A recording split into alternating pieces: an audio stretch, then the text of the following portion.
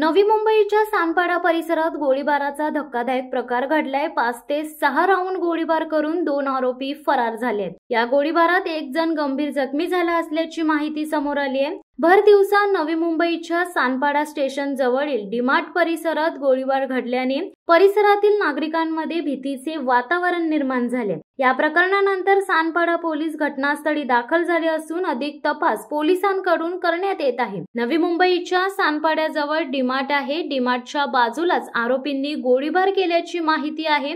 सानपाड्यातील station नजीकचा रस्ता वर्दळीचा आहे। या रस्त्यावर अनेक लोक ये-जा करीत असतात। भर दिवसा हा गोळीबार घडल्यानंतर नागरिकांमध्ये दहशतीचे वातावरण निर्माण झाले। गोळीबार करणारे 2 आरोपी होते।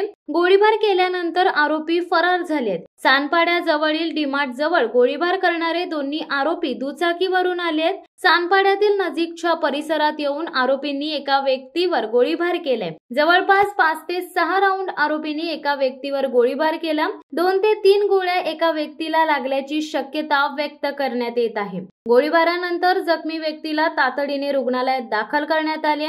आरोपीने केलेल्या 5 ते 6 राऊंड गोळीबारात एका व्यक्तीला 2 ते 3 गोळी लागल्याची शक्यता आहे। जखमी व्यक्तीवर खासगी रुग्णालयात उपचार सुरू आहेत। धक्कादायक घडलेल्या घटनेनंतर सानपाडा पोलीस घटनास्थळी दाखल झाले असून आरोपी कुठल्या दिशेने फरार झाले आहेत या संदर्भातील सीसीटीव्ही फुटेज पोलीस तपासात आहेत। या प्रकरणी पुढील तपास सानपाडा पोलीस करीत आहेत। शिवसत्ता times news bureau, Navi Mumbai.